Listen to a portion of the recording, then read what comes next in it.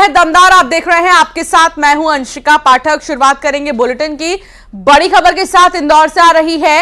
इंदौर में लोन नहीं चुकाने पर पिटाई का मामला सामने आया है। पर्सनल लोन नहीं भरने पर युवक को बंधक बनाकर पीटा गया है। कलेक्शन एजेंट ने ऑफिस बुलाकर युवक को बंधक बनाया। पर्सनल लोन वसूली के लिए फाइनेंस कंपनी ने बदमाश रखे हैं। कहा जा रहा है फरियादी मुकेश कोठारी की शिकायत पर मामला दर्ज भी कर लिया गया है। कलेक्शन एजेंटों की तलाश में पुलिस जुट गई है। तुकोगंज थाना क्षेत्र के सिल्वर मॉल की ये पूरी घटना है। इन्होंने मेरा फोन छीन लिया है। तो आप हरकत क्यों कर रहे हैं? आप बनाओ, वीडियो बनाओ। आप वीडियो बनाना पड़ेगा ना। आप हरकत कर रहे हो ऐसे, वीडियो बना के लेके रखो। हेलो, मुझे बात करने दो ना यार। मैं बात कर रहा हूँ ना, तो मुझे करने दो। आप मेरा फोन लेके हेलो मैम, इन्होंने फोन छीन लिया है मेरा। हेलो, वीडियो बंद कर लो भैया। इन्होंने मेरा फोन छीन लिया है। तो आप हरकत क्यों कर रहे हैं? आप बनाओ, वीडियो बनाओ। आप वीडियो बनाना पड़ेगा ना। आप हरकत कर रहे हो ऐसे, वीडियो बना के लेके रखो। हेलो, मुझे बात करने दो ना यार। मैं बात कर रहा हूँ ना, तो मुझे करने दो। नर्मदापुरम से बड़ी खबर, जहां सड़क हादसे में 2 की मौत हो गई है। सिवनी मालवा एसडीएम के रीडर और ऑपरेटर की मौत हो गई है। निजी पेट्रोल पंप के पास कार और ट्रक की टक्कर हुई। हादसे में यशी पांडे और रामकृष्ण सिंह राजपूत की मौत हो गई है। यशी पांडे के जन्मदिन की पार्टी करने रेस्टोरेंट जा रहे थे सभी। दुर्घटना में 2 अन्य गंभीर रूप से घायल हैं। नर्मदापुरम के निजी अस्पताल में उनका इलाज चल रहा है। जिसका जन्मदिन था उसकी ही मौत हो गई है और उसी की पार्टी के लिए सब जा रहे थे, लेकिन किसे पता था कि जन्मदिन ही मरण दिन हो जाएगा। और ऐसे में सिवनी मालवा एसडीएम के रीडर ऑपरेटर दोनों की मौत हो गई है। दोनों के नाम भी हम आपको बता रहे हैं। फिलहाल पुलिस इस पूरे मामले की जांच में जुट गई है क्योंकि ट्रक और कार की टक्कर हुई थी।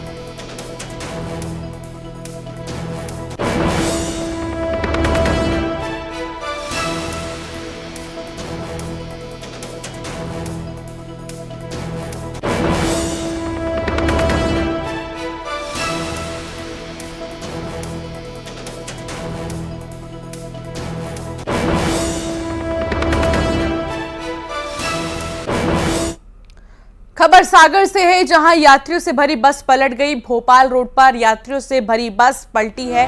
बेकाबू होकर बस के पलटने की खबर है। मोतीनगर थाना क्षेत्र के ग्राम रतौना के पास की घटना है। ओवरलोड सवारी होने के कारण हादसे की आशंका है। अमरदीप ट्रैवलर्स की ये बस है। कुछ लोगों के घायल होने की भी खबर है, जिन्हें जिला अस्पताल में भर्ती किया गया है और इलाज जारी है।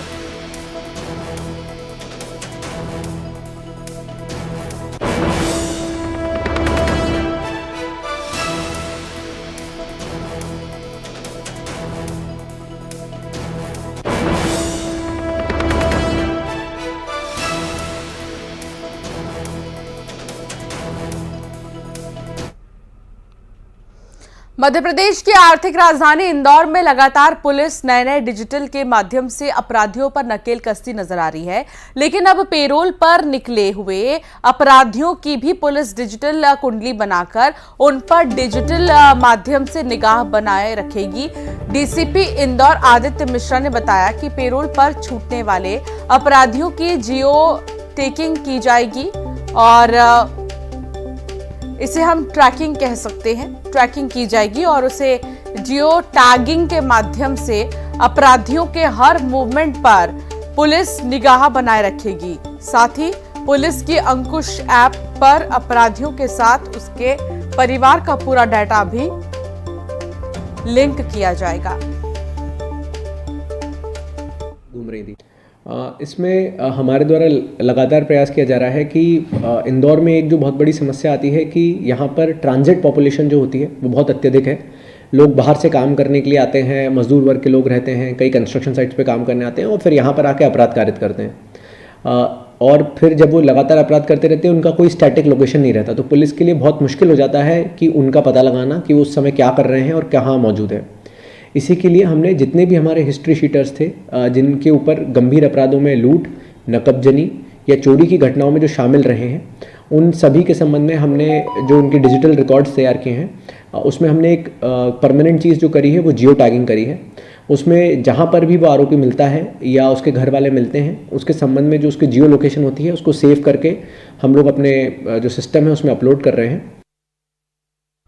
मंडला जिले की कोतवाली पुलिस ने जबलपुर के एक शातिर वाहन चोर को गिरफ्तार किया। पुलिस ने आरोपी के पास से जबलपुर जिले से चुराए हुए करीब 5.5 लाख के 8 दुपहिया वाहन जब्त किए हैं। पुलिस के मुताबिक आरोपी भीड़भाड़ वाले इलाकों से दुपहिया वाहन चोरी करता था। वाहन लाकर मंडला जिले के बकोरी फुल सागर के बीच के घने जंगलों में छिपाकर रखता था। पुलिस ने मुखबिर की सूचना पर घने जंगलों में दबिश देकर एक आरोपी को गिरफ्तार कर लिया है। गिरफ्तार आरोपी जबलपुर जिले के ग्वारी घाट के भल्ला कॉलोनी का रहने वाला बताया जा रहा है।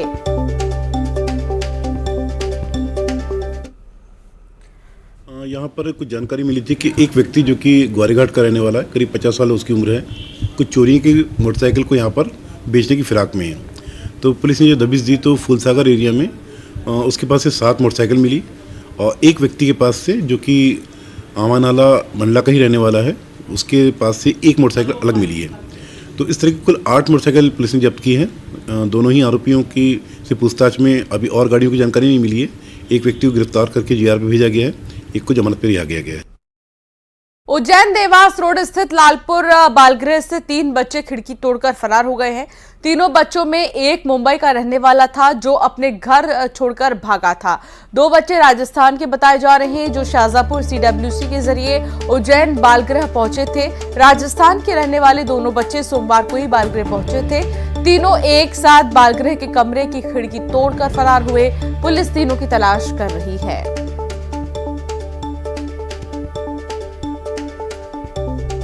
बच्चे जो है यहाँ से संस्था से वॉशरूम की खिड़की जो है तोड़ के और कहीं निकल गए हैं और 10 मिनट पहले ही मेरी उनसे बातचीत हुई थी। वो कब खिड़की तोड़ के चले गए हमको पता ही नहीं चल पाया और जैसे ही हम लोगों ने बच्चों को देखने के लिए भेजा तो पता लगा कि खिड़की टूटी हुई है। तब हमें पता लगा 10 मिनट में ही फिर हम लोगों ने जो है हमारे यहाँ के स्टाफ के समस्त कर्मचारियों को बच्चों को ढूंढने के लिए भेजा और वरिष्ठ अधिकारी को सूचना दी। बाल संप्रेषण गृह से 3 बालकों के जाने की सूचना प्राप्त हुई है। उनकी फोटोज आदि लेके पुलिस उनकी सरगर्मी से तलाश कर रही है। हमें पूर्ण विश्वास है कि उनको जल्दी से ही हम खोज लेंगे। सर कई बार देखा जाता है बाल संप्रेक्षण के लिए तो वहाँ से भाग जाते हैं, उसके बाद कितने देखिए बाल संप्रेक्षण गृह से बालक भागने की घटना हुई है लेकिन उनको दस्तयाब करने की भी घटना हुई है। ये कहीं चले जाते हैं, उनको वापस दस्तयाब करके उनको उसी सुधार गृह में भेजा जाता है। मनेंद्रगढ़ के नागपुर में धान खरीदी पर ताला लग गया है। बताया जा रहा है कि धान खरीदी केंद्र से कर्मचारी गायब हैं। टोकन लेने आए किसान मायूस होकर लौट रहे हैं। पिछले 4 दिनों से धान खरीदी केंद्रों पर ताला लटका हुआ है जिससे किसानों को परेशानी का सामना करना पड़ रहा है।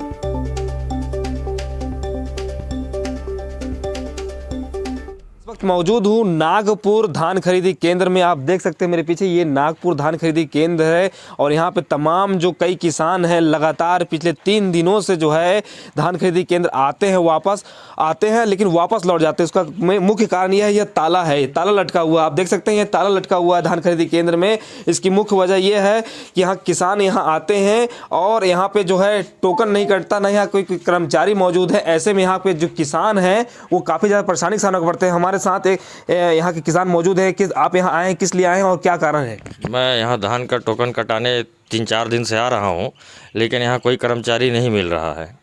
तो कितना खेती होती है, कितना धान बेचते हैं आप लोग? धान बेचते हैं 1-1.5 एकड़ 5 एकड़ के लगभग खेत है अपना। तो यहाँ पे 3 दिन से आ रहा कोई कर्मचारी मौजूद नहीं मिल रहे हैं? यहाँ कोई नहीं मिल रहा है। तो किस तरह की समस्या का सामना करना पड़ रहा है? अब इसमें समस्या है कोई मिल ही नहीं रहा है, धान बेच नहीं पा रहे हैं, धान मिसाई हो गया है, घर में रखा हुआ है तो परेशानी ही है। और कितने किसान आ रहे हैं, मिल रहे हैं, बता रहे हैं कि यहाँ टोकन ही नहीं काटते हैं। यहाँ के कर्मचारी लोग जो भी हैं कोई मिलता ही नहीं है। यहाँ देख सकते हैं यहाँ किसान हैं जो इनका साफ कहना है कि लगातार जो है यहाँ ताला बंद है, कार्यालय में कोई भी कर्मचारी मौजूद नहीं है। ऐसे में यहाँ तमाम जो किसान हैं वो काफ़ी ज़्यादा परेशानी का सामना करना पड़ रहा है और वह ताला बंद देख कर वापस लौट जा रहे हैं। सुजीत शाह, न्यूज़ 18 छत्तीसगढ़। बलौदा बाजार में धान की खरीदी शुरू हो गई है, लेकिन अभी भी किसानों के धान मंडी में नहीं पहुंच पा रहे हैं। खरीदी शुरुआत के 24 दिन बाद भी केवल 6000 किसानों ने ही अपना धान बेचा है। बताया जा रहा है कि अभी भी धान में हरापन और जमीन गीली होने की वजह से धान की कटाई नहीं हुई है।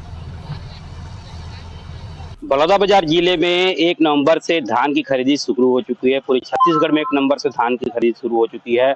आज धान की खरीदी को लेकर लगभग 20 से अधिक दिन हो चुके हैं। किसान अभी भी मंडी में धान लेकर नहीं जा रहे हैं। गांव के वरिष्ठ किसान हमारे साथ मौजूद है। बाबा, का इसे समस्या हो जाती, किसान में अभी मंडी में धान नहीं ले पा रहे?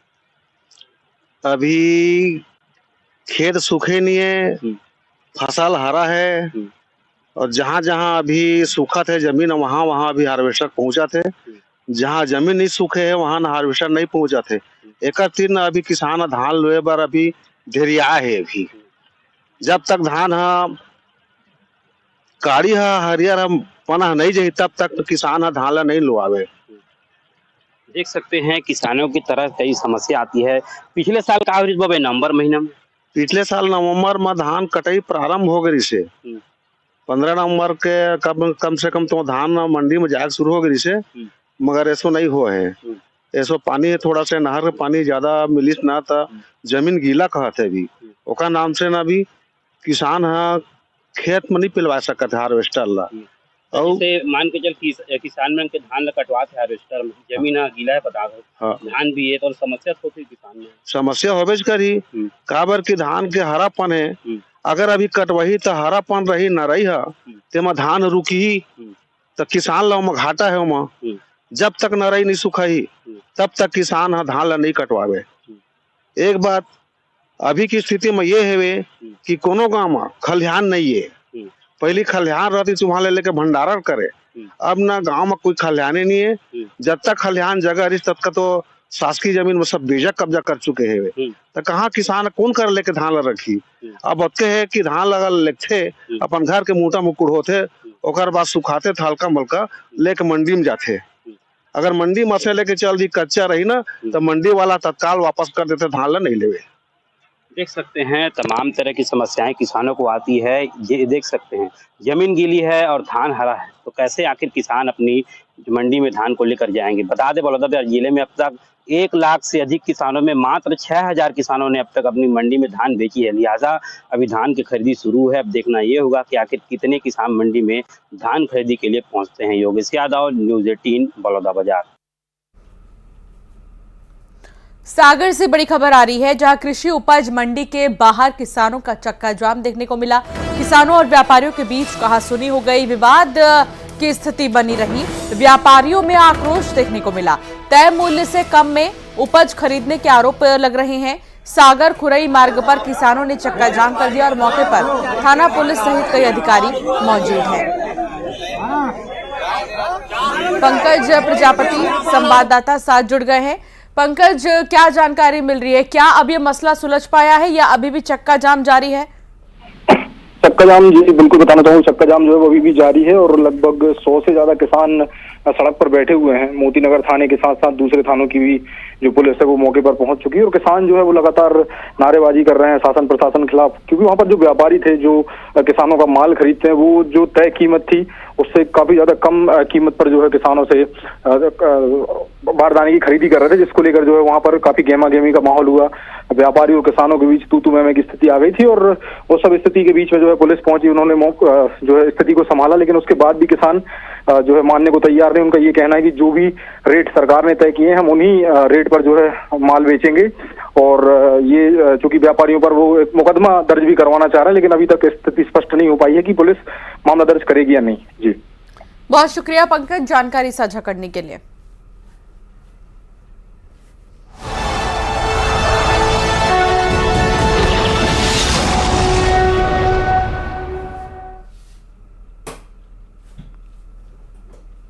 और अब बात करेंगे भोपाल की, जहां बड़ी खबर आ रही है। भाजपा कांग्रेस के निशाने पर 15 कलेक्टर एसपी। चुनाव में पक्षपात पूर्ण कार्रवाई करने का आरोप इन पर लग रहा है। चुनाव आयोग से अफसरों की शिकायत की गई है। अब तक 10 कलेक्टरों और 5 एसपी की शिकायत की गई है। 6 कलेक्टर और 4 एसपी के खिलाफ वोटिंग से पहले ही दोनों पार्टियां चुनाव आयोग पहुंच गई थी। 7 अधिकारियों के खिलाफ शिकायत की गई है। वोटिंग के दिन या बाद में बीजेपी ने ज्यादातर मामलों में अधिकारियों पर पक्षपात पूर्ण कार्रवाई और धीमे मतदान कराने के आरोप लगाए। कांग्रेस भी वोटिंग से पहले कई जिलों के कलेक्टर एसपी पर भाजपा के पक्ष में काम करने का आरोप लगा चुकी है। नरसिंहपुर, भिंड, रतलाम, छतरपुर कलेक्टर के खिलाफ भाजपा इलेक्शन कमीशन पहुंची। कांग्रेस सागर, सीधी, सतना, दतिया, भिंड, अशोकनगर, पन्ना कलेक्टर की शिकायत लेकर पहुंची। भिंड और नरसिंहपुर कलेक्टर से दोनों पार्टियां नाराज हैं। निवाड़ी, छतरपुर एसपी पर भाजपा ने गलत कार्रवाई के आरोप लगाए हैं। कांग्रेस ने मुरैना, दतिया, जबलपुर एसपी के खिलाफ शिकायत की है।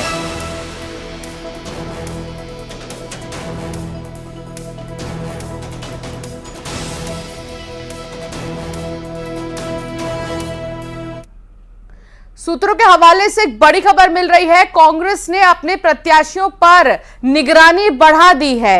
जिला प्रभारियों को पीसीसी ने प्रत्याशियों पर पैनी नजर रखने की जिम्मेदारी दी है। कमलनाथ के निर्देश के बाद जिला प्रभारियों को यह जिम्मेदारी दी गई है। 28 नवंबर की बैठक के बाद जिला प्रभारी अपने प्रभार वाले जिलों में डेरा डाल सकते हैं। प्रत्याशियों से मिलने जुलने वालों पर भी पीसीसी की नजर होगी।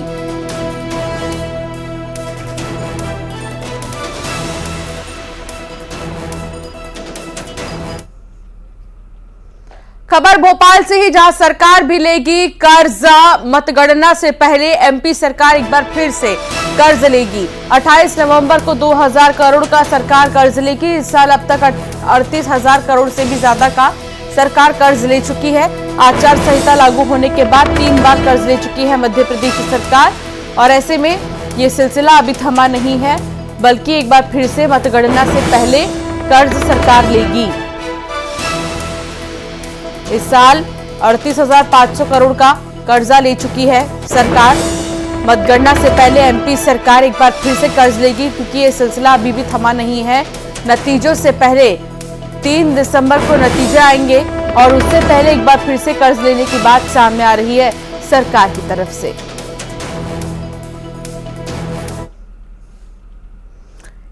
एक और खबर, जहां बीएसएनएल का रिश्वतखोर जीएम गिरफ्तार कर लिया गया है। सीबीआई ने 15,000 की रिश्वत लेते रंगे हाथों पकड़ा है। बीएसएनएल का principal GM Mahendra Singh arrest किया गया है। सहकर्मी जेटीओ अनिरुद्ध साहू से 40,000 की रिश्वत मांगी थी। आर्थिक अनियमितता के मामले में जूनियर की जांच कर रहे थे। जांच से नाम हटाने के लिए रिश्वत की डिमांड की थी।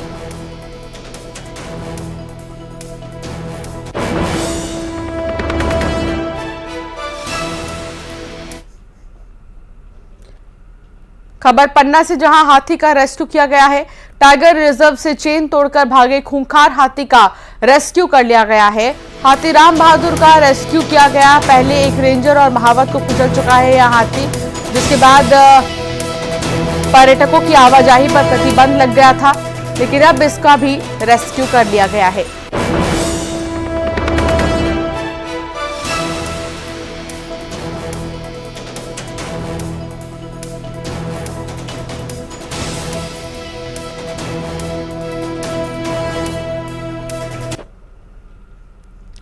कथावाचक जया किशोरी उज्जैन के महाकालेश्वर मंदिर पहुंची। यहां वो भस्म आरती में शामिल हुई। जया किशोरी ने बाबा के दर्शन किए और उनका आशीर्वाद भी लिया। तो कथावाचक जया किशोरी को आप देख रहे हैं, जो भस्म आरती में शामिल हुई। उज्जैन बाबा महाकाल के दरबार में जया किशोरी पहुंची, उन्होंने आशीर्वाद भी लिया।